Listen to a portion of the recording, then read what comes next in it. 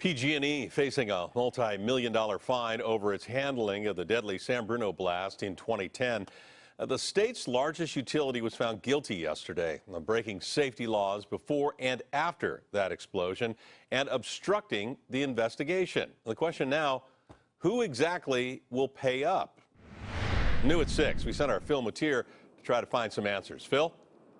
That's right, and we are here at San Bruno, which was ground zero for that blast 6 years ago. And the question of who's paying those fines, well, you might find the answer a little too close for your liking. Here's the story.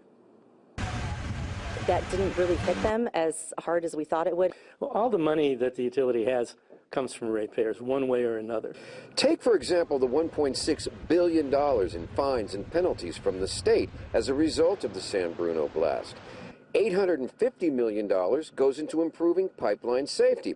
Another $400 million goes into a one-time customer rebate for the money that PG&E was supposed to have spent on pipeline safety. It's kind of like a, we're sorry, here's a credit to your ratepayers. And while $1.25 billion in repairs and rebates sounds big, PG&E may get a tax break on the deal. You can see where there's a fairly decent argument the utilities can make.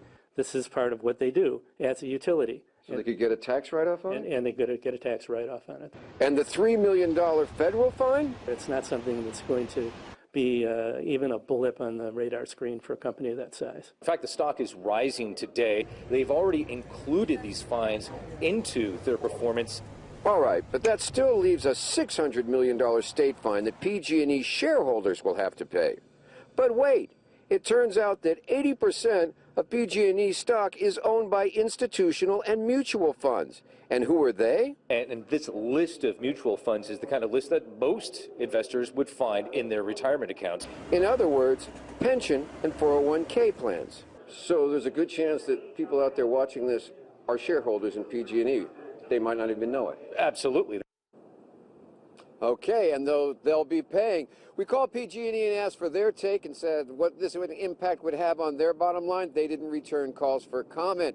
But it is interesting when it's all said and done, it looks like a lot of it's going to come out of your pocket and mine. In San Bruno, Phil Matier, KPIX 5. Thanks, Phil. Some leaders in San Mateo County are not satisfied with the potential $3 million fine against PG&E, but said today that they do agree with the guilty verdict. They say that it means justice has been served.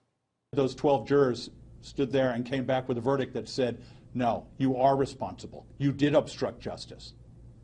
You did violate the law, and you are held accountable. You are a company that is properly described as felons. San Bruno city leaders are asking PG&E not to appeal and to instead accept the verdict. They hope that it'll spark change and provide closure as the neighborhood continues to rebuild.